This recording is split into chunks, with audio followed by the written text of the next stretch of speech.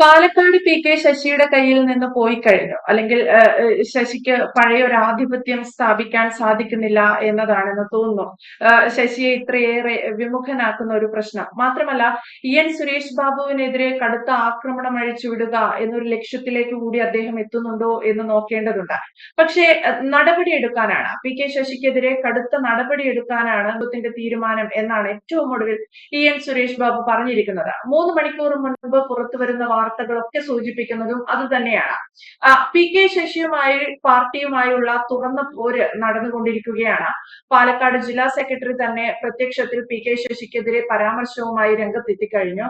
എങ്ങനെ വിലയിരുത്താം രാജഗോപാൽ സർ? ശശിക്കെതിരെ നടപടിയെടുക്കുമെന്നൊക്കെ പറയുന്നത് മാത്രമേ ഉള്ളൂ. അദ്ദേഹത്തെ പരമാവധി ഇപ്പൊ കഴിഞ്ഞ ദിവസം ചെയ്തതുപോലെ അവസാന നിമിഷം പാർട്ടിയിൽ നിന്ന് പുറത്താക്കി. ലാസ്റ്റ് മിനിറ്റിലാണ് പാർട്ടിയിൽ നിന്ന് പുറത്താക്കിയത്. അതുവരെ എന്തെല്ലാമായിരുന്നു? പി.കെ. ശശി എത്ര കാലമായിട്ട് നേതൃത്വമായിട്ട് അടഞ്ഞു നിൽക്കുകയായിരുന്നു. പക്ഷെ KTDC ചെയർമാൻ സ്ഥാനം, KTDCയുടെ കേരള ടൂറിസം ഡെവലപ്മെന്റ് കോർപ്പറേഷന്റെ ചെയർമാൻ സ്ഥാനം വരെ അദ്ദേഹം കൊണ്ട് നടക്കുകയായിരുന്നു, അല്ലെ? പാർട്ടി തരം താഴ്ത്തി, ബ്രാഞ്ച് കമ്മിറ്റിയിലേക്ക് തരം താഴ്ത്തി എന്നുള്ളതല്ലാതെ ശശിക്കെതിരെ കാര്യമായ നടപടിയൊന്നും എടുക്കാൻ പാർട്ടി തയ്യാറായിരുന്നില്ല. അവസാന നിമിഷം പാർട്ടി ജില്ലാ സെക്രട്ടറിക്കെതിരെ അദ്ദേഹം സ്പിരിറ്റ് കച്ചവടക്കാരനാണ് എന്നുള്ള ആരോപണം ഉയർത്തിയ ശേഷമാണ്, അതോടൊപ്പം തന്നെ വിമതന്മാരുടേതെന്ന് അവര് പറയുന്നതും പി.കെ. ശശിയെ പോലുള്ളവർ പറയുന്നത് യഥാർത്ഥ കമ്മ്യൂണിസ്റ്റുകളുടേതായ യോഗത്തില് 1500-2000 പേര് പങ്കെടുത്ത യോഗം പ്രസംഗിച്ച ശേഷമാണ് ശശിക്കെതിരെ നടപടിയെടുത്തത്, ശശിയെ പുറത്താക്കിയത്. നോക്കുക, അവസാന നിമിഷം വരെ പാർട്ടി കാത്തുനിന്നു എന്നുള്ളതാണ്.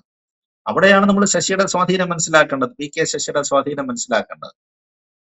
ജില്ലാ സെക്രട്ടറിക്കെതിരെ, സുരേഷ് ബാബുവിനെതിരെ വലിയ ഗുരുതരമായ ആരോപണമാണ് അദ്ദേഹം ഉന്നയിച്ചത്. അദ്ദേഹത്തിന്റെ കാലത്ത് CITUവിന്റെ നേതാവായിരുന്ന കാലത്ത് വളർത്തിയെടുത്തുകൊണ്ട് വന്ന നേതാവാണ് സുരേഷ് ബാബു. സുരേഷ് ബാബുവിനെതിരെ എനിക്കെല്ലാം വ്യക്തിപരമായിട്ട് അറിയാം. എന്നിട്ട് പറഞ്ഞൊരു ആരോപണമാണ് ഇയാൾ സ്പിരിറ്റ് കച്ചവടമാണ്, കള്ളിൽ സ്പിരിറ്റ് ചേർത്ത് വിൽക്കുക. നമ്മൾ പണ്ട് ദിലീപിന്റെ ഒരു സിനിമയുണ്ടായിരുന്നു, റൺവേ എന്ന് പറഞ്ഞൊരു സിനിമയുണ്ടായിരുന്നു. ആ സിനിമയ്ക്കകത്തിലെ ഏതാണ്ട് വാളയാർ പരമശിവം എന്നൊരു റോൾ ഉണ്ടായിരുന്നു ദിലീപിന്. സ്പിരിറ്റ് കടത്തായിരുന്നല്ലോ, തമിഴ്നാട്ടിൽ നിന്നുള്ള സ്പിരിറ്റ് കടത്തായിരുന്നു അദ്ദേഹത്തിന്റെ പ്രധാന പരിപാടി. അത് ആ കഥാപാത്രത്തിന്റെ ജോലി അതായിരുന്നു. അപ്പൊ അതുകൊണ്ട് സ്പിരിറ്റ് രാജാവായിട്ട് മാറുക ഈ പാലക്കാട് ജില്ലയുടെ ഒരു പൊതു സ്വഭാവമാണെന്ന് ഇതും. അത് പാലക്കാട് ജില്ല വാളയാർ തമിഴ്നാടുമായിട്ട് ചേർന്ന് കിടക്കുന്നത് കൊണ്ട് വാളയാർ ചെക്ക് പോസ്റ്റ് വഴി ധാരാളം ഇത്തരം സാധനങ്ങൾ കടത്തിക്കൊണ്ടുവരാവുന്ന ഒരു കാലം ഉണ്ടായിരുന്നു. അപ്പൊ അവിടെ ഉണ്ടായിരുന്ന ഒന്ന് രണ്ട് പഴയ കോൺഗ്രസ് MLA-മാരുടെ പേരിൽ, ഒരു കോൺഗ്രസ് MLA പേരിൽ ഇത്തരത്തിലൊരു ആരോപണം ഉണ്ടായിരുന്നു. ഒരു സ്പിരിറ്റ് കടത്തി, അതിനകത്ത് കോയമ്പത്തൂരുകാരിയായ ഒരു യുവതിയുമായിട്ട് ബന്ധപ്പെട്ട് കുറച്ച് ആരോപണങ്ങളൊക്കെ പണ്ട് കാലത്തും ഉണ്ടായിരുന്നു. അപ്പൊ സ്പിരിറ്റ് കച്ചവടം തമിഴ്നാട്ടിനെ സംബന്ധിച്ചിടത്തോളം വലിയൊരു സംഭവം അല്ല. അപ്പൊ അങ്ങനെ ശശിയെ ഒരു വാളയാർ പരമശിവം മോഡലില് ഇന്നലെ പരസ്യമായിട്ട് സുരേഷ് ബാബുവിനെ വാളയാർ പരമശിവം എന്നുള്ളൊരു കഥാപാത്രത്തെ അനുസ്മരിപ്പിച്ചുകൊണ്ട് ശശി പ്രസംഗിച്ചതാണ്.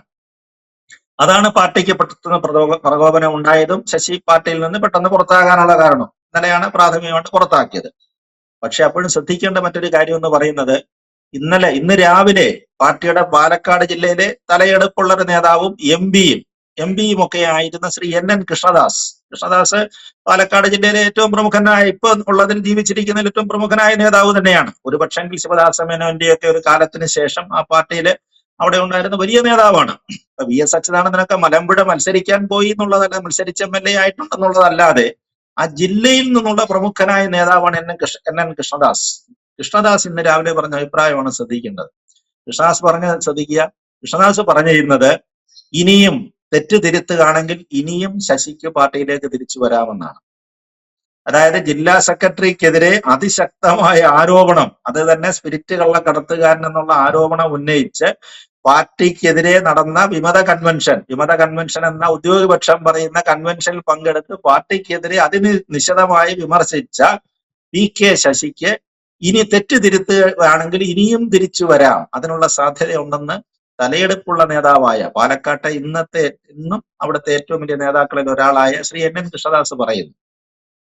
അതാണ് ശശിയുടെ സ്വാധീനം, അതാണ് പി.കെ. ശശിയുടെ സ്വാധീനം എന്ന് പറയുന്നത്. അദ്ദേഹത്തിനെതിരെ ഒരുപാട് ആരോപണങ്ങൾ ഉണ്ടായിട്ടുണ്ട്. തീവ്രത എന്ന് പറയുന്ന ഒരു രാഷ്ട്രീയ ആരോപണം, അല്ലെ?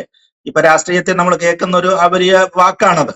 അത്തരം പീഡനവുമായിട്ട് ബന്ധപ്പെട്ട് വന്ന തീവ്രത ആരോപണങ്ങൾ വരെ കേട്ടയാളാണ് ശശി. പക്ഷെ ഒരു പ്രശ്നങ്ങളും ഉണ്ടായിട്ടില്ല അദ്ദേഹത്തിന്, രാഷ്ട്രീയത്തിൽ ഒരു പ്രശ്നങ്ങളും ഉണ്ടായിട്ടില്ല. അദ്ദേഹം KTDC പോലെയുള്ള പ്രധാനപ്പെട്ട ചുമതലയുള്ള ഇതിന്റെ ചുമതലക്കാരനായിട്ട് നിന്നിരുന്നു. അപ്പൊ ശശിക്ക് നമ്മളെ ഉദ്ദേശിക്കുന്നത് പോലെയല്ല, നമ്മളെ പുറത്ത് കാണുന്നത് പോലെയല്ല, വലിയ ജനസ്വാധീനമുള്ള നേതാവ് തന്നെയാണെന്നാണ് ഇപ്പോഴും വ്യക്തമാക്കുന്നത്. അതേപോലെ തന്നെ ശ്രദ്ധിച്ചോളുക, ശശി ജില്ലാ സെക്രട്ടറിയെ മാത്രമേ ആക്രമിക്കുന്നുള്ളൂ, അല്ലാതെ മുകളിലേക്കൊരു ആക്രമണം ശശിയുടെ ഭാഗത്തുനിന്ന് വരുന്നില്ല എന്ന് ശ്രദ്ധിക്കുക. അതേസമയം ജി സുധാകരൻ ആലപ്പുഴയിലെ പ്രമുഖനായ നേതാവും 63 വർഷം പാർട്ടിയുടെ കമ്മ്യൂണിസ്റ്റ് പാർട്ടിയുടെ പാരമ്പര്യം, ഒരു പക്ഷെങ്കില് സംസ്ഥാനത്തെ ഏറ്റവും വലിയ പാരമ്പര്യം, കമ്മ്യൂണിസ്റ്റ് പശ്ചാത്തലം പാരമ്പര്യമുള്ള നേതാക്കളിൽ ഒരാളാണ് ജി സുധാകരൻ. ജി സുധാകരൻ പോലും പാർട്ടിയുടെ സംസ്ഥാന സെക്രട്ടറിക്കെതിരെ ആരോപണം ഉന്നയിച്ചിരുന്നു, അല്ലെ? അദ്ദേഹത്തിന്റെ ഫേസ്ബുക്ക് പോസ്റ്റിൽ എന്താണ് വന്നത്? ചിരിച്ച എന്നാണ് എന്നെ ചിരി മാഞ്ഞു പോയ, അല്ലെ, ചുണ്ടിൽ ഒരു പരിഹാസ മുദ്ര കാണുമെന്നാണ് പറയുന്നത്. പണ്ട് കവി അയ്യപ്പ പണിക്കര് പറഞ്ഞതുപോലെ, ചിരിമാഞ്ഞു പോയരൻ ചുണ്ടിന്റെ കോണിൽ ഒരു പരിഹാസ മുദ്ര കണ്ടെത്തിയ ആളാണ്, അല്ലെ? ജി സുധാകരൻ ഒരു കവിയാണ് കേട്ടോ. കവിയായതുകൊണ്ടായിരിക്കാം ഒരു പക്ഷെങ്കില് കുട്ടനാട്ടുകാരനായ കാവാലത്തുകാരനായ ഡോക്ടർ അയ്യപ്പ പണിക്കരുടെ നീ തന്നെ ജീവിതം സന്ധ്യയെന്ന് അങ്ങനെന്തോ പറഞ്ഞൊരു കവിതയ്ക്കകത്ത് ഒരു വരിയാണിത്. അപ്പൊ അങ്ങനെ പാർട്ടി സെക്രട്ടറിയെ പോലും പരസ്യമായിട്ട് വിമർശനത്തിന് വിധേയനാക്കിയ ആളാണ് ജി സുധാകരൻ എന്ന് പറയുന്നത്. പക്ഷേ ഇവിടെ നോക്കുക, ഇവിടുത്തെ വ്യത്യാസം നോക്കുക. ഇവിടെ ശശി സംസ്ഥാന കമ്മിറ്റിയെയോ സംസ്ഥാന നേതൃത്വത്തെയോ സംസ്ഥാനത്തുള്ള ഒരു നേതാക്കന്മാരെയോ ആക്രമിക്കുന്നില്ല, അവർക്കെതിരെ ഒരാരോപണവും പറയുന്നില്ല. ശശിയെ സംബന്ധിച്ചിടത്തോളം ശശിക്ക് ഒറ്റ ലക്ഷ്യമേ ഉള്ളൂ, അത് പാർട്ടിയുടെ ജില്ലാ സെക്രട്ടറി സുരേഷ് ബാബു, പാലക്കാട് ജില്ലയിലെ കുറച്ച് നേതാക്കന്മാർ, അവരെ മാത്രമേ അദ്ദേഹം കേന്ദ്രീകരിക്കുന്നുള്ളൂ. അപ്പൊ ലക്ഷ്യം വളരെ വ്യക്തമാണ്, ശശിയുടെ ലക്ഷ്യം വളരെ വ്യക്തമാണ്. പാലക്കാട് ജില്ലയിൽ പാർട്ടിക്കകത്ത് എന്തൊക്കെയോ കുഴപ്പങ്ങൾ ഉരുണ്ടുകൂടിയിട്ടുണ്ട്. അതെന്താണെന്നുള്ളതിനെ കുറിച്ച് കൃത്യമായിട്ട് അവർ പറയുന്നില്ല. ഇത്തരത്തിലുള്ള ലോബികളുടെ കയ്യിലാണോ, സ്പിരിറ്റ് കച്ചവടക്കാരെയും അല്ലെങ്കിൽ അത്തരത്തിലുള്ള കള്ളക്കടത്തോ മറ്റു കാര്യങ്ങളോ ഒക്കെ ചെയ്യുന്ന ആളുകളുടെ കയ്യിലാണോ പാർട്ടി നേതൃത്വം ഇരിക്കുന്നത്? ശശിക്കറിയാമായിരിക്കാം, ഒരു പക്ഷെങ്കിൽ അദ്ദേഹം വളർത്തിയെടുത്തുകൊണ്ട് നേതാക്കന്മാരായതുകൊണ്ട് അദ്ദേഹത്തിന് അറിയാമായിരിക്കാം. സുരേഷ് ബാബുവും തിരിച്ചാരോപണം ഉന്നയിക്കുന്നുണ്ടായിരുന്നു. ഇന്നലെ സുരേഷ് ബാബുവും ശശിക്കെതിരെ ആരോപണം ഉന്നയിക്കുന്നുണ്ടായിരുന്നു.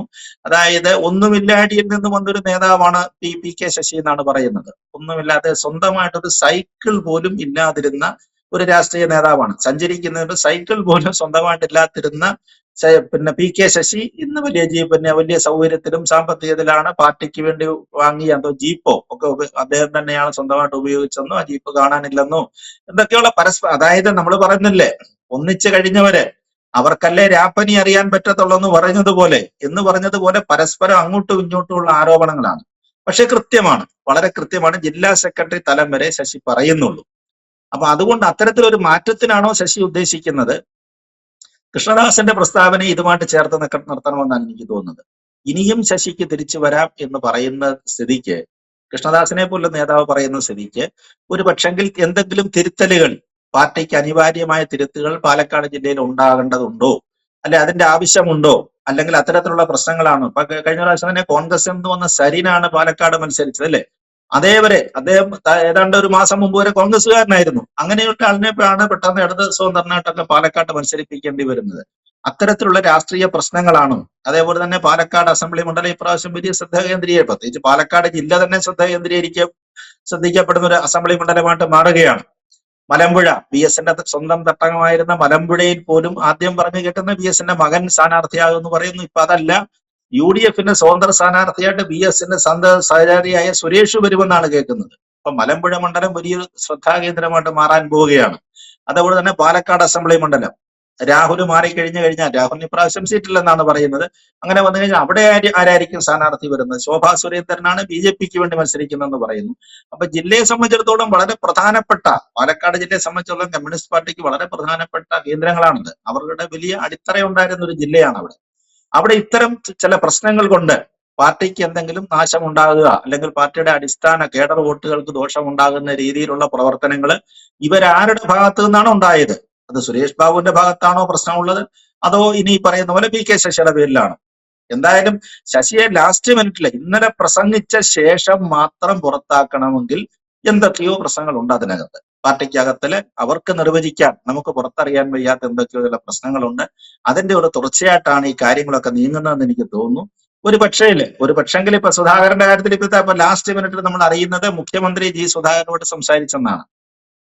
നേരിട്ട് അദ്ദേഹത്തിന് ടെലിഫോണിൽ സംസാരിച്ചു കഴിഞ്ഞാൽ അവിടുത്തെ സുധാകരനുമായിട്ടുള്ള പ്രശ്നങ്ങൾ പരിഹരിക്കാൻ പോകുന്നു എന്നാണ് പറയുന്നത്. കാരണം തെരഞ്ഞെടുപ്പ് സമയമായതുകൊണ്ട് ആലപ്പുഴ ജില്ലയിൽ സുധാകരനെ പോലുള്ള ആളുടെ മാറ്റി നിർത്തുക, അല്ലെങ്കിൽ അദ്ദേഹത്തിന്റെ എതിർപ്പ് സൃഷ്ടി വാങ്ങിച്ചു കൂട്ടുക എന്നുള്ള പാർട്ടിയെ സംബന്ധിച്ചിടത്തോളം വലിയ ബുദ്ധിമുട്ടുള്ള കാര്യമാണ്. എന്ന് പറഞ്ഞതുപോലെ പി കെ ശശിയെ പോലെ വലിയൊരു നേതാവിന്റെ എതിർപ്പോടെ പല മണ്ഡലങ്ങളെയും സ്വാധീനിക്കാൻ കഴിയും. കുറെ സ്ഥലങ്ങളിൽ നിന്നൊക്കെയുള്ള പ്രമുഖന്മാരായ നേതാക്കന്മാരൊക്കെ ഇതിനകത്ത് പങ്കെടുത്തിട്ടുണ്ടായിരുന്നു. ഏരിയ തലത്തിലുള്ള ആളുകളും മുൻ പഞ്ചായത്ത് പ്രസിഡന്റുമാരും ഒക്കെ ശശി ഉദ്ഘാടനം ചെയ്ത മീറ്റിംഗിൽ പങ്കെടുത്തിട്ടുണ്ടായിരുന്നു. അത്തരത്തില് ഉണ്ടാകുന്ന ക്ഷീണങ്ങൾ പരിഹരിക്കുന്നതിന് വേണ്ടിയിട്ടാണോ, അതിന്റെ ഒരു മുന്നോടിയായിട്ടാണോ കൃഷ്ണദാസന്റെ പ്രസ്താവന വന്നത്? എന്തായാലും ജില്ലാതലത്തിൽ മാത്രം ഒതുങ്ങുന്ന ഒരു പ്രശ്നമായിട്ട് അത് നിൽക്കുകയാണ്. ഒരു പക്ഷെങ്കില് സുധാകരന്റെ കാര്യത്തിൽ സംസ്ഥാന തലത്തിൽ പരിഹരിച്ചതുപോലെ ജില്ലാ തലത്തിലോ അല്ലെങ്കിൽ മുഖ്യമന്ത്രിയോ പാർട്ടി സെക്രട്ടറിയോ ഇടപെട്ടിട്ട് പ്രശ്നങ്ങൾ പരിഹരിക്കുമെന്നാണ് എനിക്ക് തോന്നുന്നത്. ശശി അങ്ങനെ ഒറ്റപ്പെട്ടു മാറ്റുകയോ അല്ലെങ്കിൽ കേസിന്റെ പെടുത്തിയിട്ട് അദ്ദേഹത്തെ ആക്രമിക്കാനുള്ള നീക്കത്തിലേക്ക് മുഴുവനായിട്ടും പാർട്ടി മാറുമോ എന്നുള്ള കാര്യത്തിൽ നമുക്ക് സംശയമുണ്ട്. യെസ്, അതാണ്. എന്തായാലും പി കെ ശശിക്കുള്ളിലാണോ അതോ എൻ സുരേഷ് ബാബു ആണോ, ആരെ കേന്ദ്രീകരിച്ചാണ് പ്രശ്നങ്ങൾ പുകയുന്നത്, എന്തുകൊണ്ടാണ് പാർട്ടിക്കകത്ത് ഇത്തരം നിലപാടുകൾ ഇരു കൂട്ടരും എടുക്കുന്നത് എന്നതൊക്കെ വരും ദിവസങ്ങളിൽ കണ്ടറിയാം. എന്തായാലും പി കെ ശശിയെ CPM പുറത്താക്കാനാണ് അല്ലെങ്കിൽ ആ രീതിയിലേക്കുള്ള ഒരു തീരുമാനത്തിൽ വരെ എത്തിയത് എന്തിന്റെ അടിസ്ഥാനത്തിലാണ് എന്നൊക്കെയുള്ളതും ശശിയുടെ തുറന്നു പറച്ചിലുകളിൽ ചിലതൊക്കെ ഇനി വരും ദിവസങ്ങളിൽ ഉണ്ടാകുമോ എന്നതൊക്കെയും കണ്ടറിയാം. വ്യക്തമാണ്. Thank you Rajagopal sir.